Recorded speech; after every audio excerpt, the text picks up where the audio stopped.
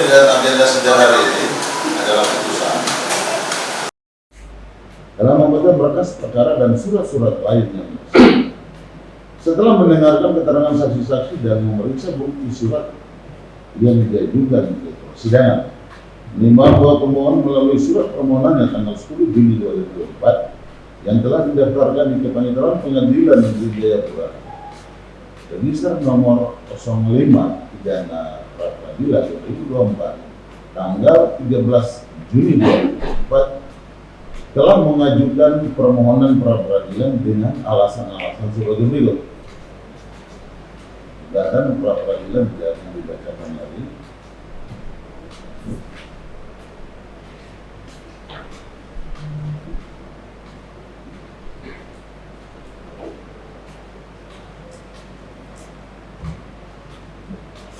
Menimbang bahwa pada hari sidang, hari dan tanggal persidangan yang telah ditentukan untuk pemohon hadir kuasanya di atas dan demikian juga untuk termohon juga hadir kuasanya.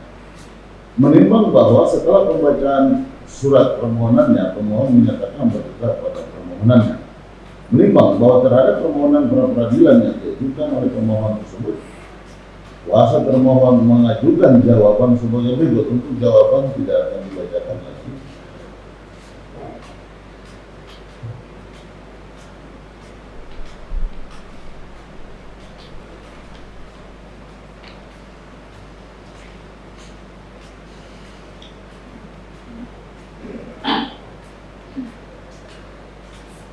Menimbang bahwa terhadap jawaban kuasa pemohon dalam repliknya telah menanggapi secara lisan yang menyatakan pemohon bertetap pada permohonannya, dan terhadap tanggapan pemohon tersebut kuasa termohon dalam repliknya juga menyatakan bertetap pada jawabannya.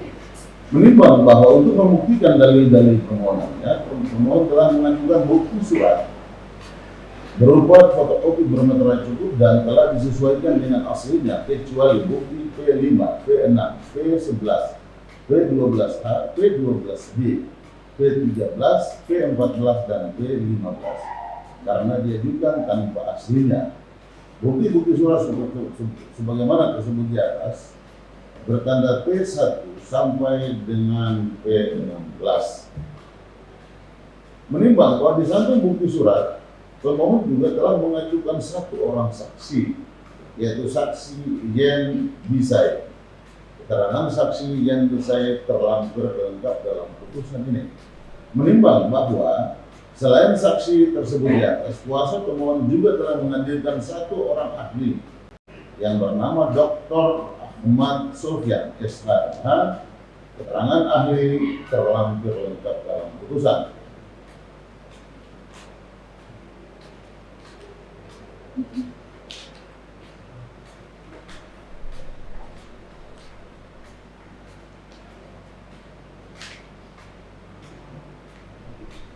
Menimbang bahwa dari keterangan untuk membuktikan dalil-dalil bantahannya, termohon telah mengajukan bukti surat berupa fotokopi bermeterai cukup dan telah disesuaikan dengan aslinya sebagai berikut. Fotokopi bertanggal T1 sampai dengan T30. Menimbang bahwa di samping bukti surat, termohon juga telah menghadirkan satu orang saksi, yaitu saksi Amil Saleh. Keterangan saksi Amil Saleh terlampir lengkap dalam putusan.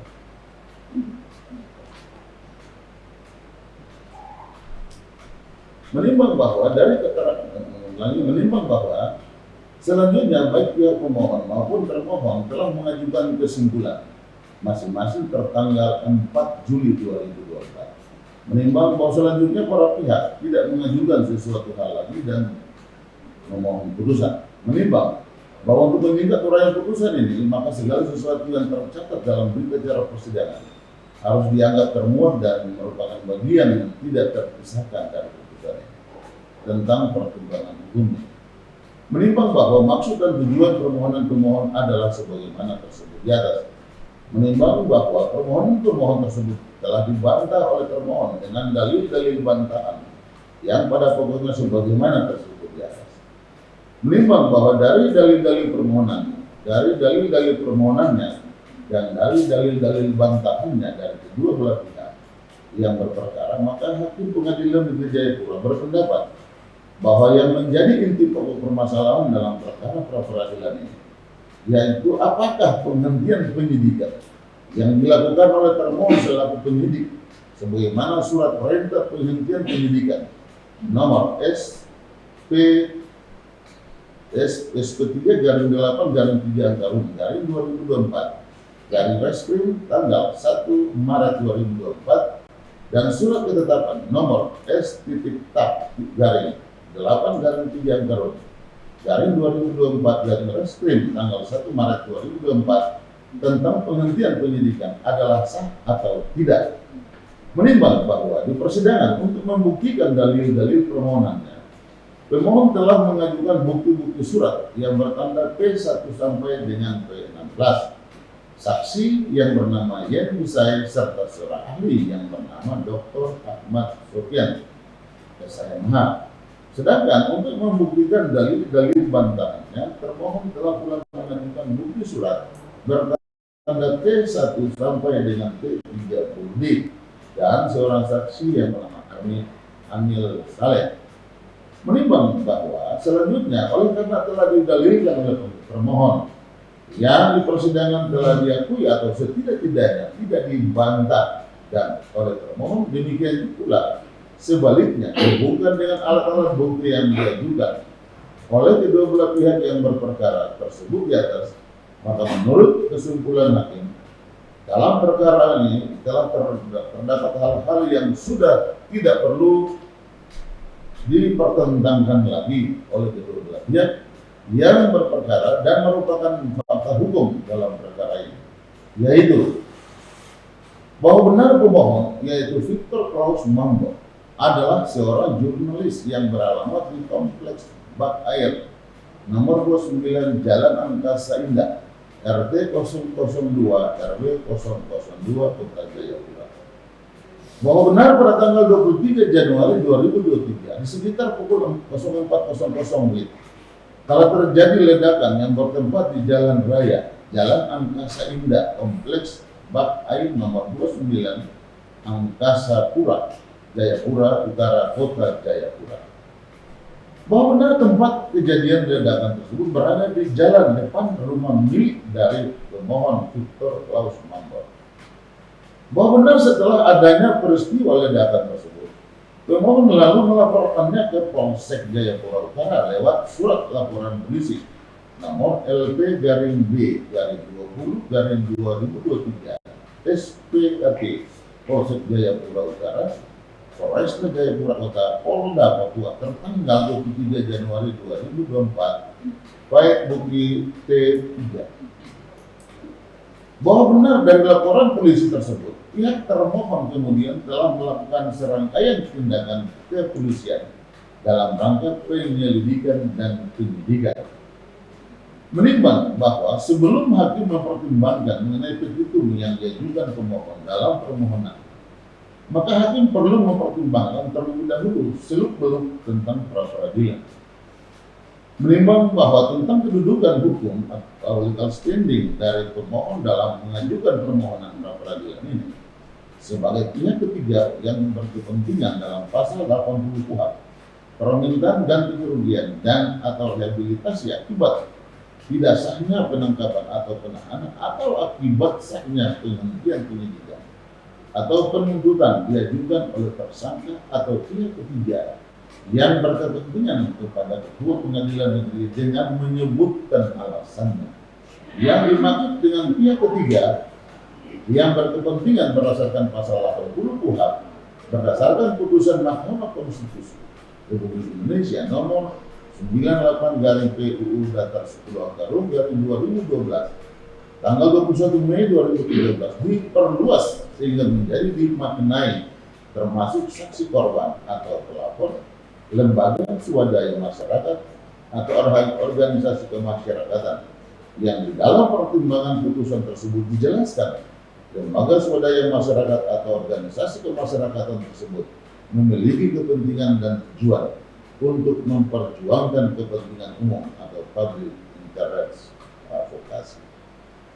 menimbang bahwa dalam surat permohonannya pemohon menguraikan bahwa pemohon sebagai jurnalis menduga bahwa ledakan bom yang terjadi pada tanggal 23 Januari 2023 di depan rumahnya merupakan tindakan pengancaman terhadap dirinya, sehingga pemohon segera melaporkan peristiwa ledakan tersebut ke Polsek Jayapura Utara. Menimbang bahwa laporan pemohon tersebut telah ditindaklanjuti oleh Polsek Jayapura Utara dengan membuat laporan polisi nomor LP-B2000-2023 SPKT Polsek Jayapura Utara Polresta Jayapura Kota Polda Papua tertanggal 23 Januari 2023.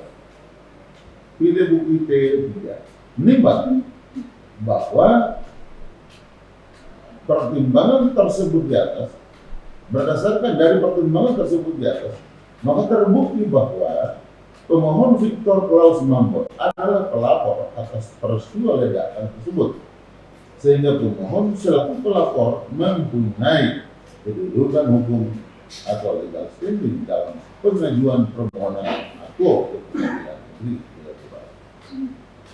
Menimbang bahwa selanjutnya mengenai kewenangan lembaga pra-peradilan telah diatur dalam Kitab Undang-Undang Hukum Acara Pidana.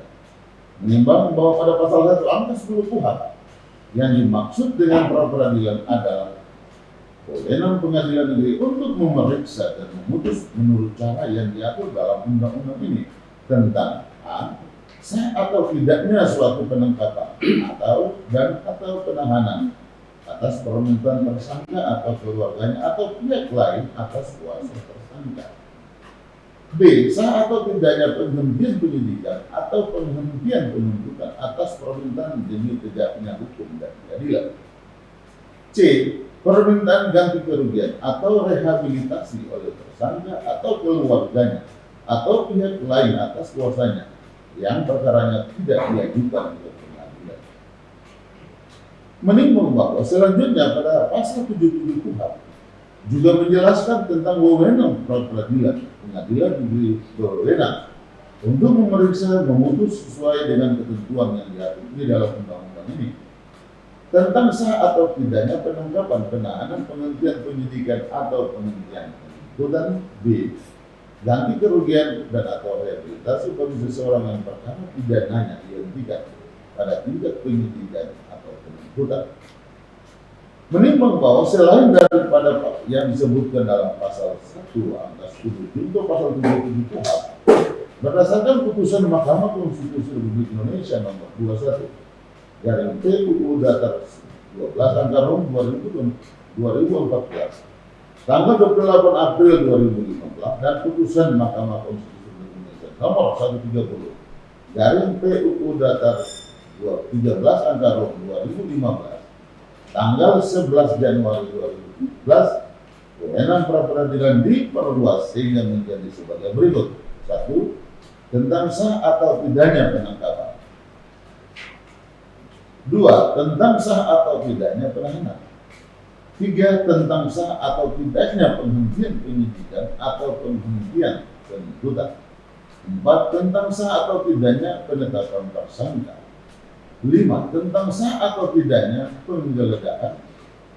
6. Tentang sah atau tidaknya penyitaan, serta tentang 7 serta tentang tidak diberitahukan dan diserahkan surat perintah dimulainya penyidikan kepada penuntut umum, pelapor dan korban pelapor dalam waktu paling lambat 7 hari setelah dikeluarkannya surat perintah penyidikan oleh penyidik.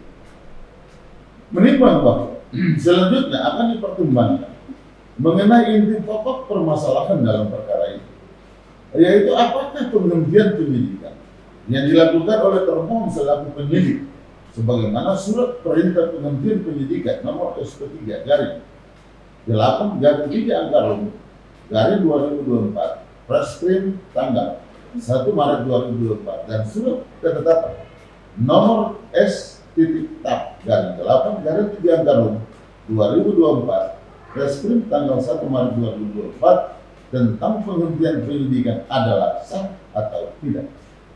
Menimbang bahwa pasal 109 ayat 2 KUHP menentukan dalam hal penyidik menghentikan penyidikan karena tidak terdapat cukup bukti atau peristiwa tersebut ternyata bukan merupakan tindak pidana atau penyidikan dihentikan demi hukum, maka penyidik memberitahukan hal itu kepada penuntut umum, tersangka atau keluarganya.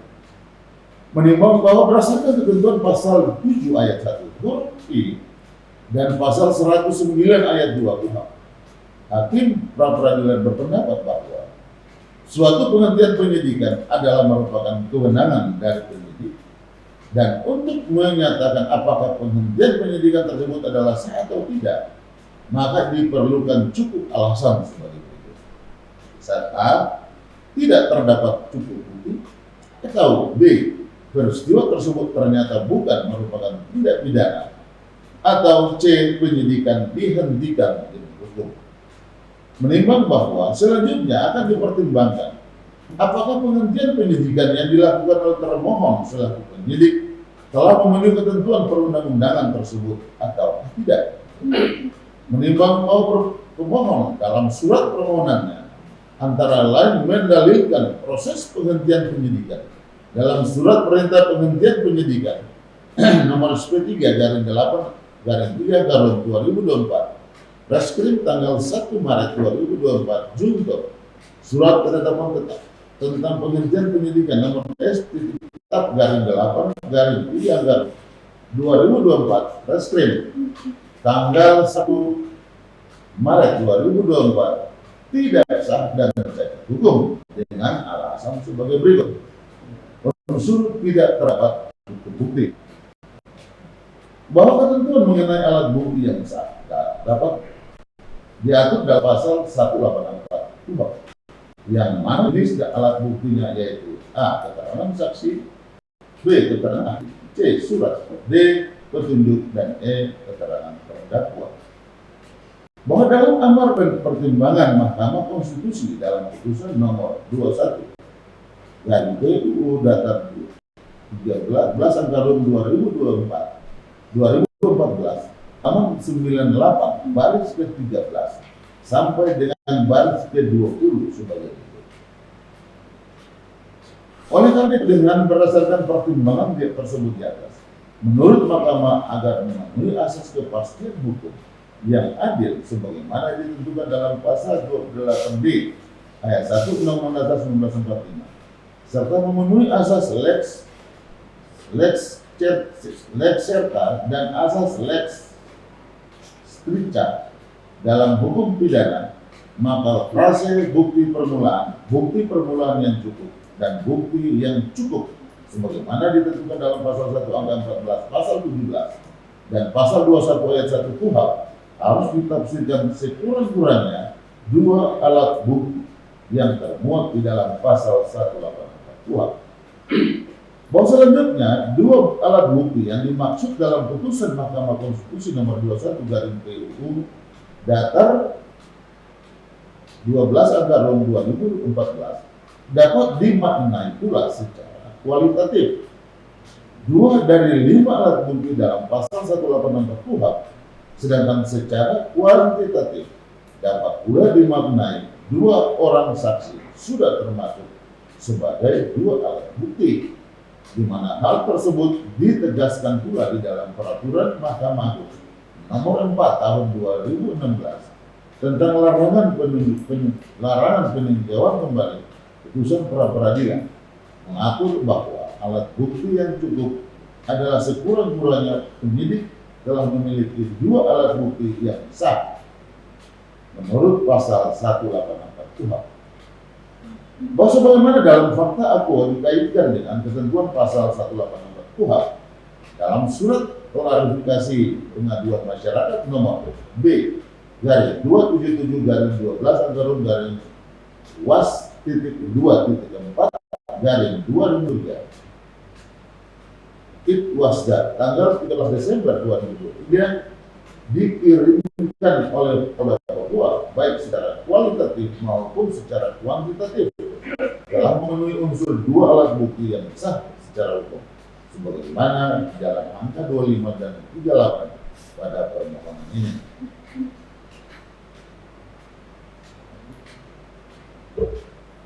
Bahwa dalam unsur tidak terdapatnya cukup alat bukti yang disebutkan di dalam surat perintah penghentian penyidikan nomor SP3 garing 8 garing 3 garing 2024 Reskrim tertanggal 1 Maret 2024 junto surat ketetapan tentang penghentian penyidikan nomor S.Tab garing 8 garing 3 garing 2024 Reskrim tanggal 1 Maret 2024 tidak terbukti karena sebagaimana di dalam fakta akuo secara kualitatif atau kuantitatif telah memenuhi unsur dua alat bukti yang sah secara hukum. Unsur peristiwa tersebut ternyata bukan merupakan tindak pidana. Bahwa tindak pidana atau peristiwa hukum menurut Profesor Pompe, perkataan Trabarfait secara teoritis dapat dirumuskan sebagai berikut. Suatu pelanggaran norma atau gangguan terhadap tata tertib hukum yang dengan sengaja ataupun tidak dengan sengaja telah dilakukan oleh seseorang pelaku, di mana penjatuhan hukuman terhadap pelaku tersebut adalah perlu demi terpeliharanya tertib hukum dan terjaminnya kepentingan hukum.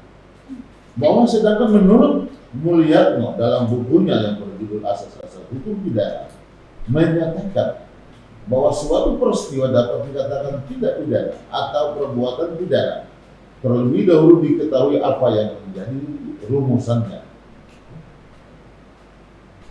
Mulyatno memberikan rumusan tidak pidana adalah perbuatan yang oleh hukum pidana dilarang dan kepada pelakunya diancam pidana.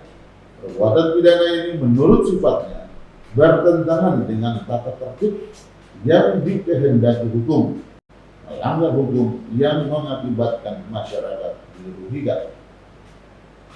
Bahwa dalam perkara akuo, pemohon merupakan korban atas adanya ledakan di sekitaran kediamannya pada tanggal 23 Januari 2023, diawali dengan adanya suara motor dari jalan, tetapi suara tersebut tiba-tiba lenyap.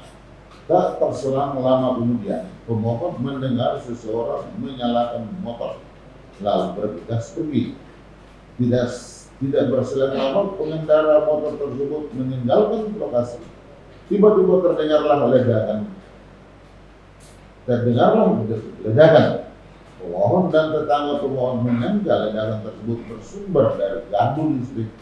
Namun pemohon mencium bau belerang disertai dengan asap tebal.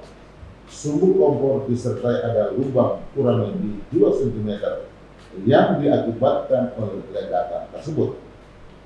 Bahwa selanjutnya di hari yang sama, pemohon membuat laporan polisi LP garing B 2020 garing 2023 garing SPKT Polsek Jayapura Utara, Polresta Jayapura Kota, Polda Papua, tanggal 23 Januari 2023 dengan dugaan pasal 1 ayat 1 Undang-Undang Darurat Nomor 12 Tahun 1951 tentang mengubah Ordonansi 14/1948 Nomor 17 dan Undang-Undang RI dahulu dan R8 tahun 1948 menyebutkan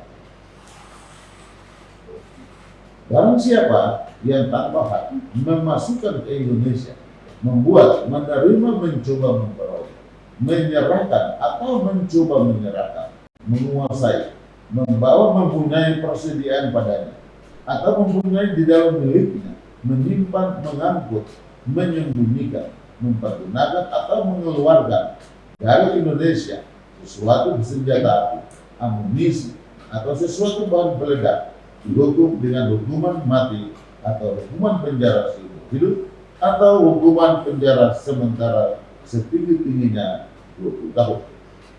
Bahwa dalam konteks pasal 1 ayat 1 Undang-Undang Darurat Nomor 12 tahun 1951 tidak dapat dilepaskan dengan ketentuan pasal 1 ayat 3 mengenai definisi bahan-bahan peledak. yang merupakan suatu tindakan pidana yang dimaksudkan dengan pengertian bahan-bahan peledak, termasuk semua barang-barang yang dapat meledak, yang dimaksudkan di dalam ordonansi tanggal 18 September 1893 Statlat 234 yang telah diubah kemudian sekali. Kemudian dengan ordonansi tertanggal 9 Mei 1931 Statlat nomor 168, semua jenis mesin bom atau pembakar, ranjau-ranjau, granat-granat, tangan, dan pada umumnya semua bahan peledak, baik yang merupakan luluhan kimia tunggal maupun yang merupakan adukan bahan-bahan peledak atau bahan-bahan termasuk yang dipergunakan untuk meledakkan lain-lain barang peledak sekedar belum termasuk di dalamnya pengertian amunisi. Bahwa bagaimana ketentuan pasal 1 ayat 1 ayat 3 Undang-Undang Darurat nomor 12 tahun 1991 tersebut yang dikaitkan dengan fakta hal tersebut merupakan suatu peristiwa hukum yang telah diatur di dalam peraturan perundang-undangan, khususnya pada aspek pidana, sehingga unsur peristiwa tersebut ternyata bukan merupakan tindak pidana tidak terpenuhi. Unsur penyidikan dihentikan, bahwa terdapat kondisi di mana suatu laporan polisi dapat dihentikan demi hukum, di mana di dalam ketentuan perundang-undangan diketahui jika suatu perkara atau laporan polisi dihentikan oleh penyidik hanya terdapat 4 kondisi. Yang pertama, pasal 75 KUHP, yakni adanya pencabutan perkara pengaduan di dalam hal delik aduan. Yang kedua, pasal 76 KUHP, yakni najis lidah.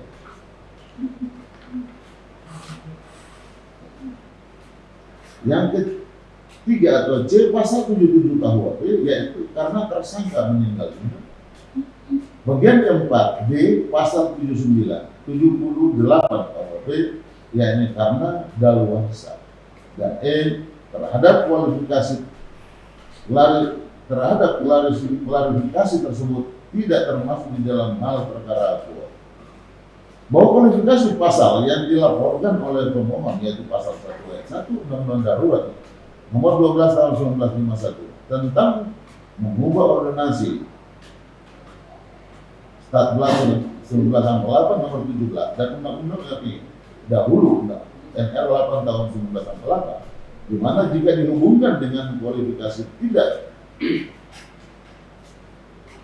terpenuhi dan patut diberitahukan pula pasal yang dilaporkan merupakan delik biasa yang mana termohon dapat menjalankan tugas dan kewenangannya untuk mencari pelaku tindak pidana. Bahwa atas dasar tersebut unsur penyelidikan dihentikan demi hukum tidak terpenuhi sehingga layak untuk diteruskan laporan polisi termohon. Menimbang bahwa atas dalil-dalil pokok dari pemohon tersebut, pihak termohon telah dengan tegas membantahnya. Menimbang bahwa oleh karena dalil-dalil pokok permohonan pra peradilan ini intinya adalah pemohon mendalilkan bahwa penghentian penyidikan yang dilakukan oleh termohon sebagaimana surat perintah penghentian penyidikan nomor SP3 garing 8 garing Pinjang Karun garing 2024 SP tertanggal 1 Maret 2024 junto surat ketetapan tentang penghentian penyidikan nomor S.Tab garing 8 garing Pinjang Karun 2024 SP tanggal 1 Maret 2024 tidak sah dan cacat hukum, di mana dalil bantahan tersebut sifatnya negatif sehingga sulit bagi pemohon untuk membuktikan dalam hal apa dan bagaimana penghentian penyidikan tersebut tidak sah. Maka menurut hukum pembuktian bahwa beban pembuktian mengenai pelaksanaan penghentian penyidikan dibebankan kepada pihak termohon. Menimbang bahwa di persidangan pihak termohon untuk membuktikan dalil-dalil mengenai keabsahan penghentian penyidikan telah mengajukan surat bukti dan seorang saksi sebagaimana tersebut di atas. Menimbang bahwa sebagaimana telah hakim peradilan uraikan Berdasarkan ketentuan pasal 7 ayat 1 huruf I dan pasal 109 ayat 2 KUHP, suatu penghentian penyidikan adalah merupakan kewenangan dan dari penyidik, dan untuk menyatakan apakah penghentian penyidikan tersebut adalah sah atau tidak, maka diperlukan cukup alasan sebagai berikut: tidak terdapat cukup bukti, B, peristiwa tersebut ternyata bukan merupakan tindak pidana, atau C, penyidikan dihentikan dulu. Menimbang bahwa dalam surat jawabannya pihak termohon mendalilkan bahwa atas peristiwa ledakan yang terjadi pada tanggal 23 Januari 2023 yang dilaporkan oleh pemohon ke Polsek Jayapura Utara telah ditindaklanjuti dan berdasarkan hasil penyelidikan, termohon membuat laporan hasil penyelidikan bahwa perkara akuo yang dilaporkan pemohon yang dibuatkan dengan hasil klarifikasi 6 orang saksi, barang bukti dan petunjuk berupa olah TKP dengan hasil bahwa ledakan tersebut terjadi di jalan raya utama, yaitu Jalan Bak Air Angkasa Indah menuju Pasir 3, bertepatan di depan rumah pemohon yang jaraknya sekitar 5,90 meter dari halaman rumah pemohon berdasarkan sketsa TKP pemohon tertanggal 23 Januari 2023. Maka pada saat terjadinya ledakan tersebut tidak mengakibatkan kerugian korban jiwa atau kerugian harta benda, serta tidak ditemukan unsur pidana, tindakan teror atau ancaman terhadap jiwa seseorang atau ancaman terhadap harta benda. Sehingga dari laporan hasil penyelidikan tersebut, selanjutnya termohon melakukan gelar perkara pada hari Kamis tanggal 30 Maret tahun 2023 di ruang bagian Wasidik Ditreskrimum Polda Papua untuk membahas tentang perkembangan penyelidikan dalam perkara akuo.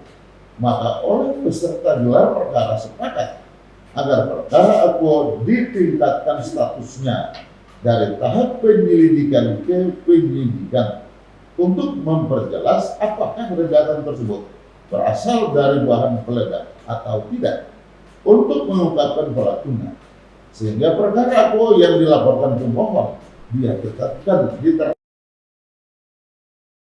tindak pidana menguasai, membawa, memiliki, menyimpan, mempergunakan peledak tanpa izin, sebagaimana yang dimaksudkan di dalam Undang-Undang Darurat Nomor 12 Tahun 1951, bukan menerapkan tindak pidana teror atau ancaman terhadap seseorang atau terhadap pemohon dalam proses penyidikan. Menimbang bahwa dari surat bukti termohon yang bertanda T1 sampai dengan T30 karena terdapat persesuaian antara satu dengan yang lainnya, maka telah terbukti fakta hukum sebagai berikut.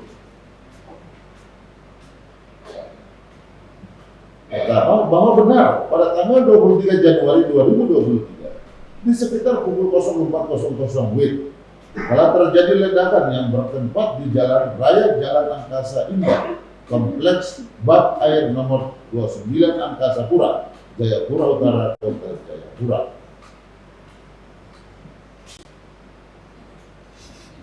Bahwa benar setelah adanya peristiwa ledakan tersebut, pemohon lalu melaporkannya ke Polsek Jayapura Utara yang diterima oleh termohon sebagai laporan gangguan nomor L datar B garing 1 garing I garing 2023 garing SPKT garing Polsek Jayapura Utara garing Polresta Jayapura Kota garing Polda Papua. Kemudian termohon telah melakukan pemeriksaan atau pengolahan tempat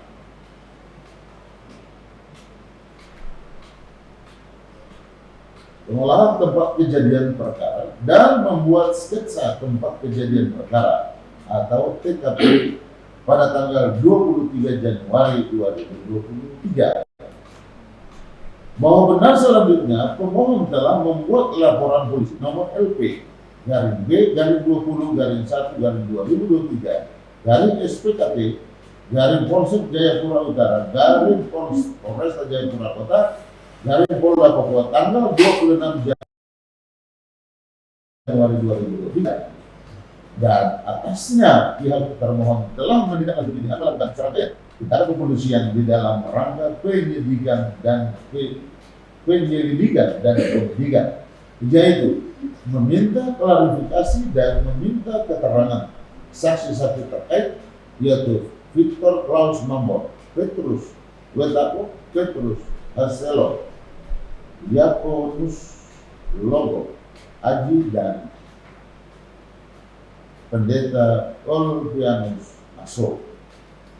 Permintaan pemeriksaan laboratoris atas barang bukti, membuat laporan hasil penyelidikan tertanggal 25 Maret 2023, membuat gelar perkara 30 Maret 2023, melakukan penyelidikan, membuat dan mengirimkan surat pemberitahuan dimulainya penyidikan nomor S2 SPPD garing 7 garing 5 garing 2023 Reskrim tanggal 5 Mei 2023, melakukan pemeriksaan saksi-saksi dan ahli, melakukan penyitaan, membuat surat pemberitahuan perkembangan hasil penyidikan SP2HP tanggal 28 November 2023, membuat gelar perkara perkembangan penyidikan tanggal 11 Mei 2023, menghentikan penyidikan lewat surat perintah penghentian penyidikan nomor SP3 garing 8 garing 3 garing 2024 Reskrim tanggal 1 Maret 2024, memberitahukan perkembangan hasil penyidikan SP2HP kepada Victor Klaus Mambor dan memberitahukan penghentian penyidikan kepada Jaksa Penuntut Umum pada tanggal 8 Maret 2024. Menimbang bahwa dari alat-alat bukti yang diajukan oleh termohon tersebut di atas dan alat-alat bukti yang diajukan oleh termohon, ternyata tidak satupun alat bukti yang bisa membuktikan siapa pelaku peledakan yang terjadi pada tanggal 23 Januari 2023. Menimbang bahwa tidak terungkapnya siapa pelaku atas peristiwa peledakan tertanggal 23 Januari 2023 di depan rumah pelapor pemohon juga ternyata terbukti dari alat-alat bukti pihak pemohon. Menimbang bahwa proses pengungkapan ada atau tidaknya tindak pidana atau siapa pelakunya hanya akan diketahui jika telah melalui proses penyelidikan, di mana di dalam tahap tersebut penyidik mencari serta mengumpulkan bukti yang dengan bukti itu membuat terang tentang tindak pidana yang terjadi dan guna menemukan tersangkanya.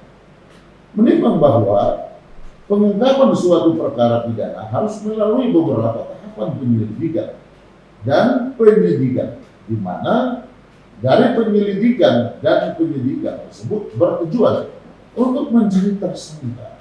Dalam proses itu, maka ada beberapa hal yang patut menjadi perhatian penyidik, yaitu bahwa hal yang pertama yang harus dilakukan oleh penyidik di dalam mengungkapkan suatu perkara pidana, yaitu menentukan apakah peristiwa yang terjadi termasuk peristiwa pidana atau bukan. Dua, bahwa jika peristiwa tersebut adalah peristiwa pidana, maka langkah selanjutnya adalah mencari siapa pelaku atas peristiwa yang diduga sebagai tindak pidana. Menimbang bahwa di dalam perkara ini, yaitu dari keterangan saksi-saksi yang telah diperiksa oleh termohon, ternyata tidak satupun saksi yang melihat siapa pelaku peledakan pada tanggal 23 Januari 2023.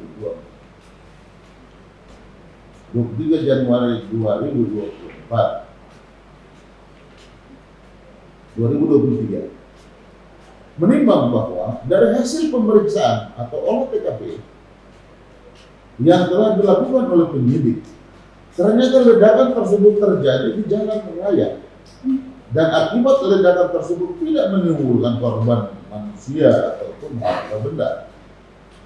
Menimbang bahwa dari hasil pemeriksaan laboratorium dan atas barang bukti berupa serpian-serpian ledakan yang diambil di lokasi tempat kejadian perkara, ternyata ada sebagian yang termasuk bahan peledak dan ada sebagian lagi yang tidak termasuk sebagai bahan peledak.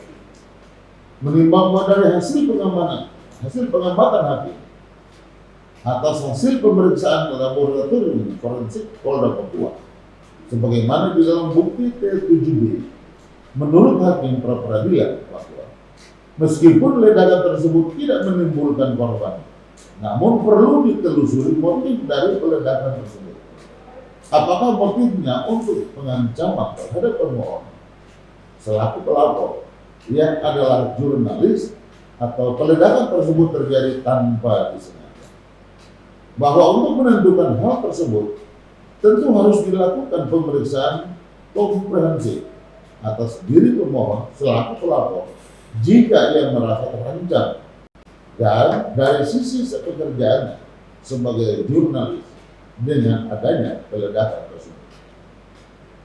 Menimbang bahwa dari keterangan pemohon sebagai saksi dalam perkara ini, ternyata pemohon juga tidak bisa memberikan keterangan yang signifikan terkait dengan siapa orang yang melakukan pengancaman dengan cara meledakkan bahan peledak di kompleks rumahnya yang ada kaitannya dengan pekerjaan pemohon sebagai jurnalis.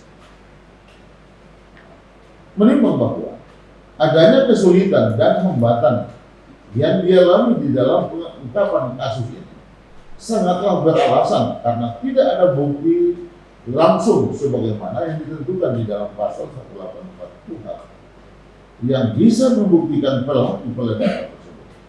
Demikian juga bukti ilmiah yang diperoleh dari hasil pemeriksaan laboratorium forensik terhadap serpihan-serpihan ledakan tidak meninggalkan sidik jari dari bukti ilmiah lainnya yang bisa mengarah kepada si pelaku peledakan.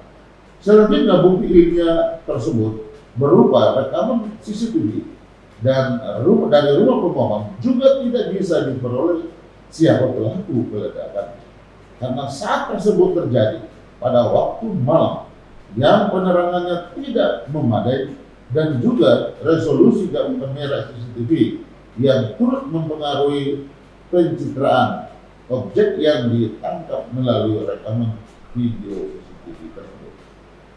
Menimbang bahwa dari segala pertimbangan tersebut di atas, hakim pra peradilan berpendapat bahwa termohon telah berupaya untuk mengumpulkan bahan dan keterangan untuk melengkapi alat-alat bukti sebagaimana disyaratkan di dalam penentuan status tersangka atas seseorang, yaitu harus ada minimal 2 alat bukti permulaan yang cukup. Namun dari alat-alat bukti yang berhasil dikumpulkan oleh penyidik, ternyata menurut penilaian hakim pra peradilan secara kualitas belum memenuhi 2 permulaan alat bukti yang sah menurut hukum untuk menentukan pelaku tindakan peledakan tersebut. Menimbang bahwa memang secara kuantitatif penyidik telah mengumpulkan lebih dari 2 alat bukti permulaan, namun alat-alat bukti tersebut tidak mempunyai nilai sebagai alat bukti untuk menentukan siapa pelaku peledakan tersebut. Menimbang bahwa pemenuhan 2 alat bukti permulaan yang cukup sebagaimana yang dimaksudkan dalam KUHP tidaklah sekedar terpenuhinya alat-alat bukti tersebut secara kuantitatif, tetapi harus dinilai apakah alat-alat bukti tersebut mempunyai nilai sebagai alat-alat bukti yang sah sebagaimana yang dimaksudkan di dalam pasal 184 KUHP. Hal tersebut memang wajib diperhatikan oleh penyidik di dalam mengumpulkan alat-alat bukti.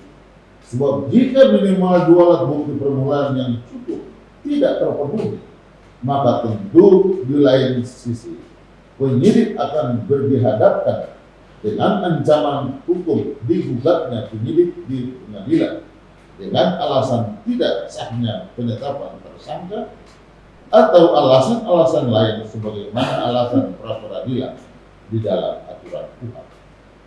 Menimbang bahwa dari bukti-bukti surat yang diajukan oleh termohon di persidangan, ternyata penghentian penyidikan yang dilakukan oleh termohon telah sesuai dengan prosedur formalitas yang berlaku dan secara material telah sesuai dengan alasan-alasan pasal 109 ayat 2 KUHP, khususnya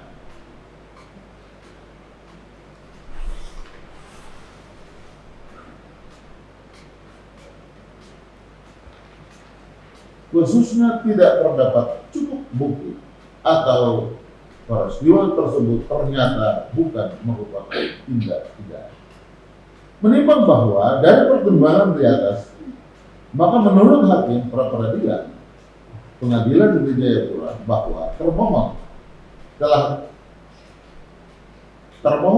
dapat membuktikan dalil-dalil bantahnya, sedangkan pihak pemohon tidak dapat membuktikan dalil-dalil permohonannya, sehingga hakim berpendapat bahwa penghentian penyidikan yang dilakukan oleh termohon sesuai dengan surat perintah penghentian penyidikan nomor SP3 garing 8 anggarum 3 garing 8 garing 3 anggarum 2024 Reskrim tertanggal 1 Maret 2024 dan surat ketetapan nomor SP tetap garing 8 garing 3 anggarum 2024 Reskrim tanggal 1 Maret 2024 tentang penghentian penyidikan adalah sah menurut hukum. Menimbang bahwa meskipun penghentian penyidikan telah dinyatakan sah menurut hukum, pra-peradilan tidak menutup kemungkinan pemeriksaan perkara ini dibuka kembali jika atas peristiwa peledakan ditemukan dua alat bukti permulaan yang cukup di kemudian hari. Menimbang bahwa adanya kekhawatiran pemohon bahwa peledakan tersebut merupakan upaya pengancaman atas dirinya terkait dengan pekerjaannya sebagai seorang jurnalis. Menurut hakim, hal tersebut perlu diwaspadai dan diantisipasi oleh pemohon di kemudian hari dengan menambah sistem keamanan diri maupun rumah kediaman. Di satu sisi, termohon sebagai aparat kepolisian negara Republik Indonesia, tentu sebagai pengayom masyarakat, tentu juga harus memberikan perlindungan kepada masyarakat dari ancaman-ancaman kriminal dan memberikan ketentraman bagi masyarakat termasuk diri pemohon.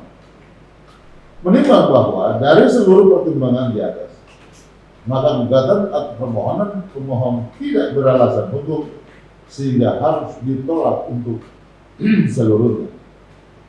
Menimbang bahwa mengenai kekuatan alat-alat bukti lainnya yang diajukan oleh pemohon dan termohon, oleh karena gugatan permohonan pemohon telah ditolak, maka tidak akan dipertimbangkan lebih lanjut.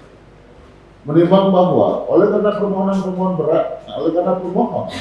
berada di pihak yang kalah, maka harus dihukum untuk membayar biaya perkara. Mengingat ketentuan pasal 77 sampai dengan pasal 83 KUHP Undang-Undang Nomor 8 Tahun 81, Putusan Mahkamah Konstitusi Nomor 21 garing PU Datar 12 Anggarum 2014 tanggal 28 April 2015, Peraturan Mahkamah Agung RI Nomor 4 Tahun 2016 serta ketentuan hukum lainnya yang bersangkutan. Mengadili: 1. Menolak permohonan pra-peradilan pemohon untuk seluruh. 2. Menghukum pemohon membayar biaya perkara sebesar nilai. Demikian putusannya. Dari rangkaian putusan yang sudah dibacakan, kepada para pihak putusan nanti diambil kalau itu lewat penyetaraan dan akhirnya perkara pra peradilan nomor 5 2024 hari ini selesai. Para pihak ada yang mau disampaikan? Cukup yang mulia. Cukup yang mulia. Baik, sudah selesai dan itu.